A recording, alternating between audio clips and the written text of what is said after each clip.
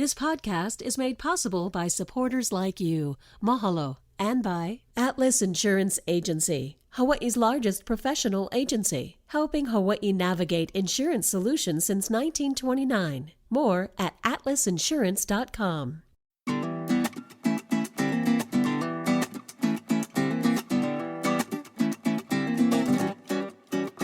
Aloha mai kako, welcome to a new episode of What School You Went. Start every conversation with that question. I'm Ron Mizutani, and today we're going to be talking story about a Native Hawaiian practice that I think there's some misinformation out there as well that's really rampant.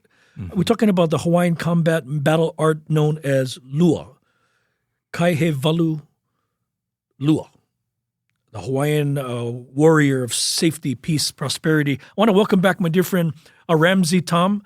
Ramsay is a practitioner, instructor, a kumu himself.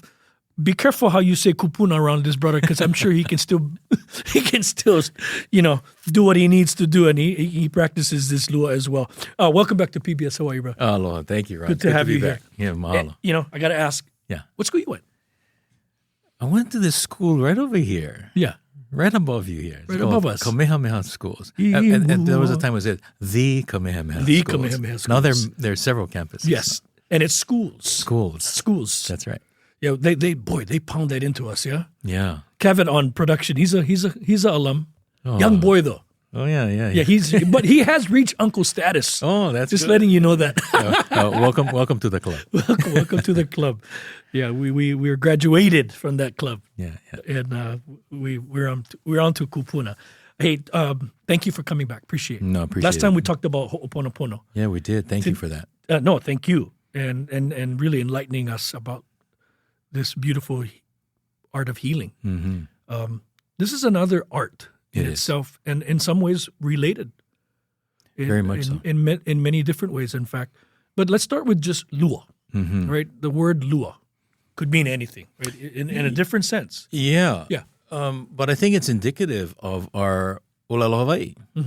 A word, unlike English words with singularities, are contextual. It's temporal. Who you are speaking to. Correct. The time of day, time of year. So Lua, for the battle art system, is talking about a battle system, a way of being actually, that our ali'i practiced, because they weren't just every soldier, but these were warriors.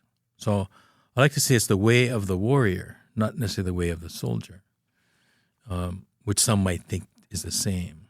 But it's a protection system. Protect land, protect family, protect ideals and concepts, which means sometimes you have to fight. Mm-hmm. But really at the top of order is always to protect. So the term lua refers to this art.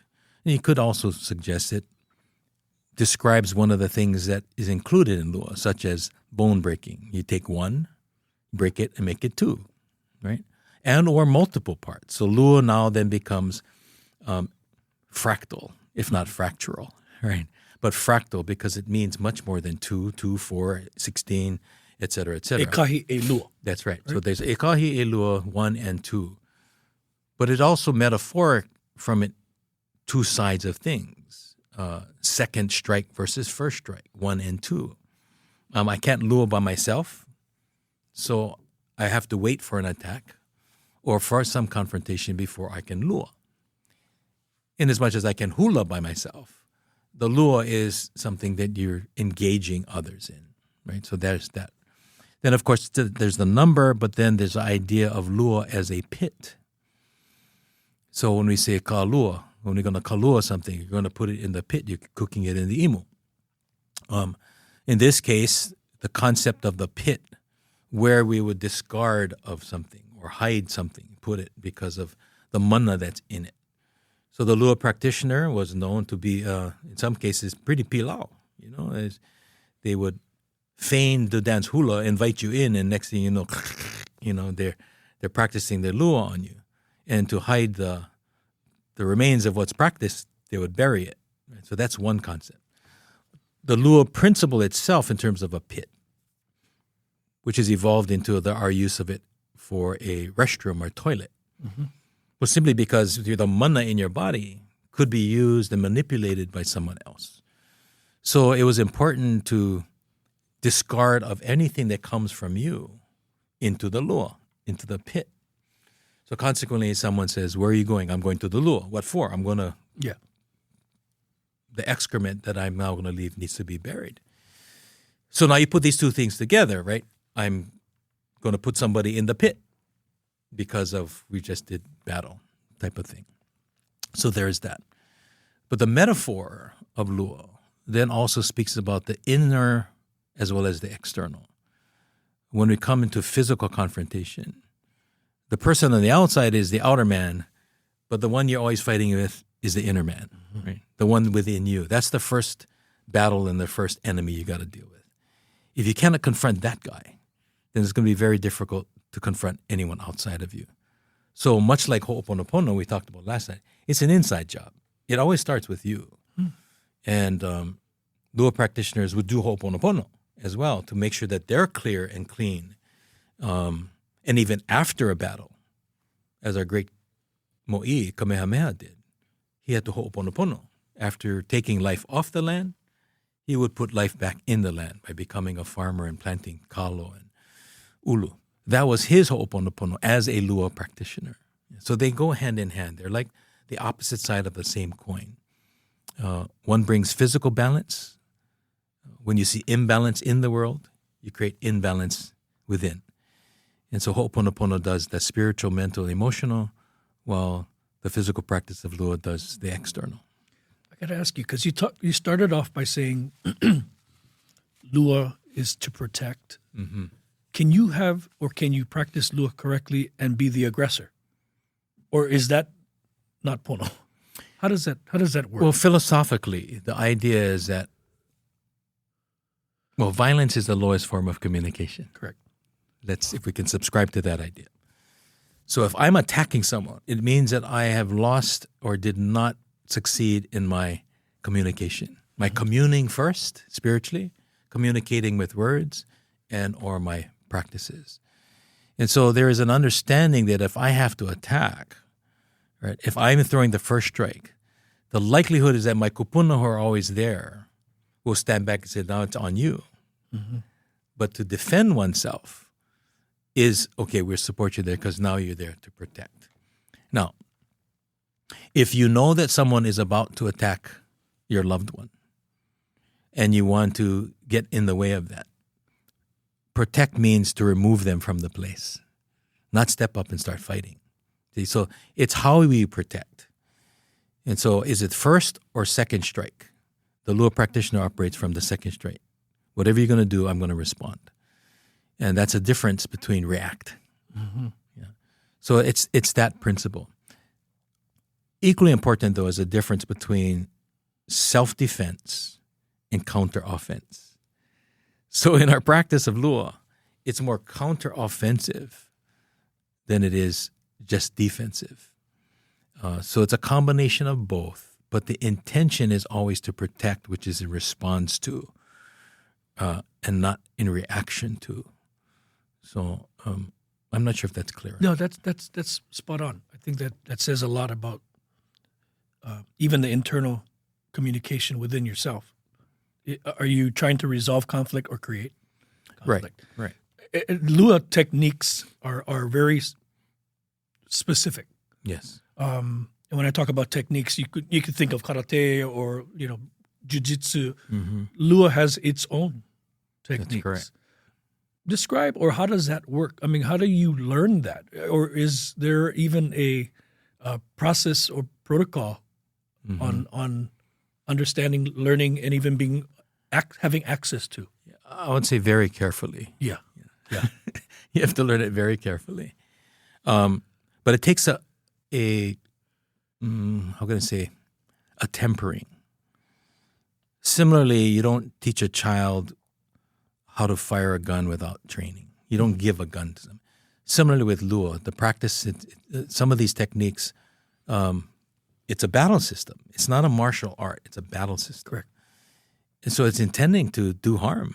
I mean, to the point of taking one's mana, their ha. And that's in the extreme situation, but that is what our battle warriors did. They fought to the death, oftentimes taking the life of someone in their own family. So there is a deep respect that one must have for this. So going into the practice, but obviously if we break bones every Wednesday, I'm not going to have a class next Wednesday, right? The object is, how do you get to that point of practicing and simulating, and that takes deep care. Mm-hmm. So the intention today isn't so much to teach people how to break bones, as much as it is to navigate and negotiate when something is coming at them, how to turn that around, utilize that, which is, and look for the gift in that, right? And not everything as an attack, which is why the reference to the techniques themselves is a reference to ai. And as we know, ai is food, but it's also the verb of feeding and eating. And so as someone delivers a strike, we redefine that as ai. And as it is now, food's hard to come by. Mm-hmm. So you don't throw that away. You receive the gift of food, but you never forget to aloha by feeding them back. Right? So, it's a nice way of putting it. Yeah, so you give me one, I give you two. One arm, I give you two pieces. Right? And then I'm going to ho'okipa. I'm going to welcome you and put you to sleep. Right? So you came to my house, I'm going to feed you, we're going to eat together, and then you're going to go to sleep. All from aloha and ho'okipa. Yeah. I thought about, when growing up, you can say, Roger, there's going to be two cracks. Me hitting you and you hitting the ground, right? Back in the day, you can rumble, take off your shirt and go. Right. But that's not what we're talking about. Here's the reality though. Like any other combat or even, I say martial art, even though Lua is not martial art, you're going to have those who abuse. That's right. Right? You're going to do the leg sweep. You're going to do something that you shouldn't be doing. Mm-hmm. How do you stop that from happening? Because in the old days, this is only warriors. Only Hawaiians learned Lua. Is that still the case today? Well, let's just say it's Kane and Wahine. Right? Yes. So it wasn't just Kane that did this.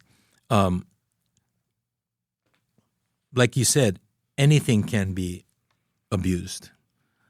A bat was created for the sport of baseball. It's not the bat's fault if somebody goes and breaks a window with it, right? So the tool in the hands of the right person is a tool. In the hands of the wrong person, it becomes a weapon, right?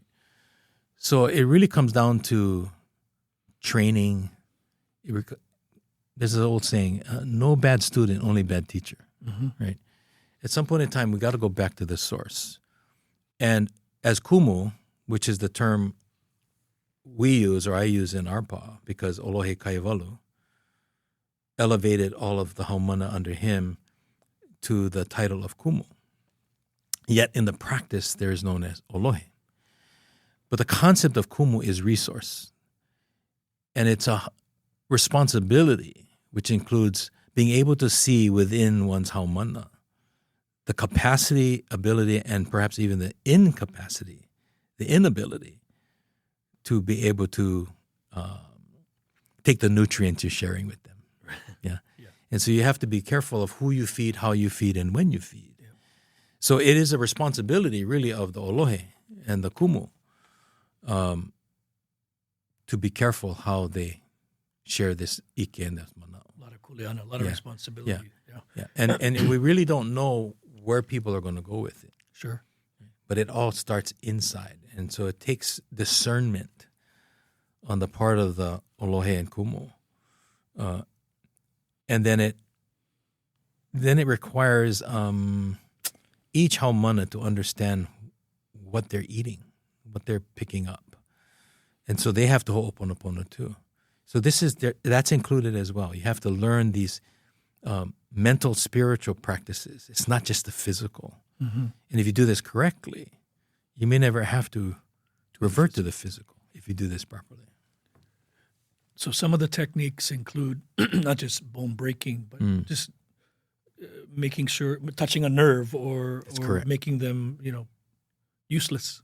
That's right. So this again, Lua again, right? Now, so Lua 2, there's two sides to everything. So as the top of my arm is cool, my bottom part is hina, hard, soft, which is some kind of balance. And so we're always looking for balance. So in the same way that we learn to dislocate, break, manipulate the nerve and or the spirit, these are manipulations of all those things. There's also the healing component, which is why Ho'oponopono comes back in again, to heal the spirit, to heal the bone, to heal the wounds.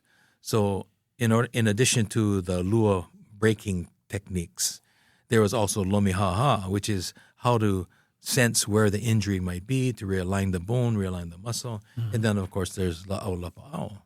And you learn these things too. So the old adage about learning to heal before you're hurt, that's a real thing. It's not just an axiom that we use in the martial arts world.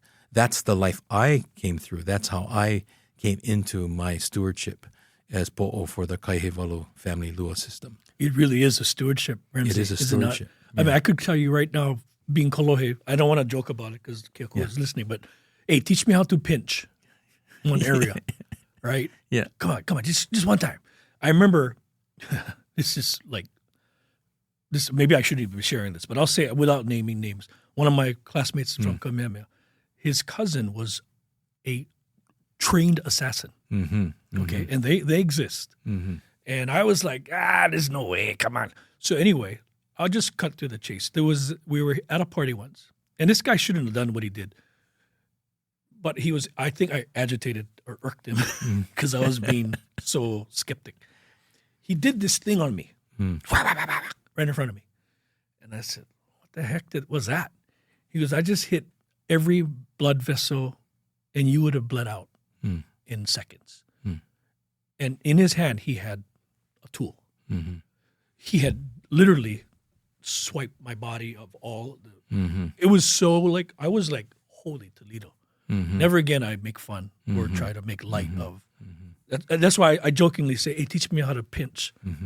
Because I did learn a couple of techniques that I do on my son when he aka, with the thumb. Yeah. Well, that's why this ear is longer than the other one. Because you kolohe. They always pull on this ear, right? So. Yeah, one ear is always longer than the other. That's my boy Taijan is like that. You get one long left ear. But again, it comes back to your kumu, your responsibility as a steward of this practice and knowing what to do with it. Yeah. Correct? Yeah. And it's often not given simply because one wants it, which is really one of the things that your kumu would look for, your alohi would look for, right? How badly do you want this? Or do you want it at all, right? So sometimes there's some tests you can't study for. True. Right? But at some point in time when Olohe Kaihewalu asked me and actually gave me permission but also direction to take over and be po'o for his school here in Hawaii because he was living in Anaheim at the time. It took me 2 years before I could give myself permission because here's an ancestral practice that had been hidden, thought to be actually lost. Yeah. And so who are you to come out and say, hey, come to my house, let me teach you how to break bones, right? It's kind of arrogant, right? Yep. And more importantly, it's an ancestral practice that what do we really know about? And in this case, this comes from a family, so it's tied to the root of this family. It's not something you learn in a mall dojo type of thing. So it's a responsibility to the family as well and their tradition and their ike because Olohe Kaihewalu was willing to share that and bring that out. And I think your question is it just koko? No. At least not for him. Our school embraced many individuals because it's about one's heart and not one's blood. Because I know as many people who got the koko, who may be haole every day in their lives, but they got the koko. And you have people who don't have an ounce of koko, who are more Hawaiian, and they live that way. Indeed. I mean, you remember Dr. Mitchell up at Kamehameha. He was like that. Maybe not an ounce of koko, but the brother was Hawaiian, at heart. I know plenty Hawaiians who are not Hawaiian. Exactly. I know plenty haole who are more Hawaiian than you think. Yeah, which brings up a whole new thing about, Hawaiian being a nationality versus just an ethnicity, right? So there's so many ways that I think we have room to still learn about ourselves, but preferably, with these rooted principles. Yeah. A couple more things I wanted to talk about. Sure. The introduction of weapons, cannons, arms, if you will. And this came early in Hawaiian history. Did that take some of the the practice of Lua away, or did that contribute to that? And when did we see a resurgence? Because now we have places that teach, if you will, right. Like yourself as well, and hundreds, and there's a resurgence of interest in it. Right. And I think it's not so much to go out and beef with people, but it is, I think, the counterbalance to what fundamentally has become a much more feminine-based cultural remembrance, which was kind of the masculine part was missing, right? And so I think it's part of that, that need to restore and reconnect to that part of our identity. So I think there's a big part of that came out. But to your point on the weaponry, depending on what timeline you want to go by, sure. We talk about Cook arriving here, but we now know that maybe as early as in the 1500s, right? The Spanish were already here, the Portuguese. And so did our kupuna actually access and see weaponry then? Mm-hmm. Equally important, depending on where we take the genealogical or the migrational practices. We may have seen these things and remembered from a weaponry standpoint. Did it change? I think it was a tool that allowed to overcome, right? I think all weapons are equalizers. So two individuals equal in capacity. The guy who picks up the sword has now shifted the balance of that situation. And so when Kamehameha basically engaged and integrated the use of muskets, handguns, cannons, that shifted the power base, no question about it. But I think it also introduced a new element, which is an international relationship with, weapons dealers, if you would. And that did shift. And at some point in time, with the overthrow of the kingdom and the suppression of many of our cultural practices, if anything, for preservation for the new dominant, government and culture, is how do you keep the snake from biting you? Well, you cut off its head and you take away its practices. So many of our practices, just for survival purposes, went underground. So when the revival came back up, really kind of in the late 60s and 70s, through articles by another kupuna who happened to be Olohe to me, which was Olohe Charles Ken, who I endearingly called Tutukale. So he had written articles about this interesting art. And he made reference and mirrors, if you would, reflections of how sumo and the practices of the Shaolin, how they resembled the practices of our Lua practitioners. And he created this mystique about it. Well, we made the mistake of thinking that it was a lost art, when in reality, it had just gone underground. And there were families and individuals, such as Olohe Solomon Kaivalu and his family, who maintained that within the family for the right time, as they say, ahonui, took a deep breath, dove, took cover, and surfaced again. And so that's where we are today. I remember the first time I really heard about Lua was through former judge Kalakukui. Mm-hmm. And he too, right? Exactly. Very in tune with Lua. Mm-hmm. And it was fascinating. And I started to read more about it and understand the real meaning behind it. And then today, I joke with you, teach me how to pinch. But the responsibility that comes with understanding, knowing the history of it, and then also perpetuating and continuing it. Correct. Is there's a lot of, I wouldn't say burden, but there's a lot of it is kuleana. It's kuleana. And I like to say it's not one size fits all. Correct. So depending on what island, what moku, what ahupoa, what family. Again, when we start looking at the we community working together, everyone had kuleana. So based on the name of the individual, the family, you knew what their kuleana was. Oh, you the spear guys, or you the club guys, just by looking at their name. And that was their focus. So you had an individual who was responsible for using the club, and they were very good at it. Someone that uses a sling, they were very good at it. But put them all together, now you have, a force to deal with. Now, I was fortunate that Oloi Kaivalu's family came from both, influences came from Kauai, as well as the Big Island, Hawaii Island. So from his mama's side, his mother's side, there were practices and traditions. And then from his father's side. So we got to blend both of that, the hina and the ku, the soft and the hard, which included manipulation of bone, muscle, nerve, right? I like how you say manipulation. Because you say it with such a calm demeanor and face, but boy, I can only imagine. I had someone actually experience it. It was a writer from Japan, and he wanted to write about it. And I said, well, the best way to write about it is to experience it, right? Yeah. And so I had another student who was versed in Japanese, and I said, make sure he said, he writes this right. So he said, oh, kumo, yeah, he said it. I said, what did he say? He said it was like being in a washing machine, And the kai hevalu system is, hevalu is the notion of 8 kai flows or ocean. So when you're experiencing the kai hevalu system, your body is going in 8 directions. You're experiencing 8 flows. While your mind is saying, why did I come to work today? Maybe I shouldn't be here right now. I can assure you, you stay over there, I'll be over here. I have no interest in feeling what that Well, that's feels why we always aloha one another. Right, anyway, indeed. Hey, Ramsay, thanks so much for stopping you're by welcome. You're and welcome. shedding some light and some of your mana'o. And again, sharing your makana, sharing your gift with us. It is it's appreciated.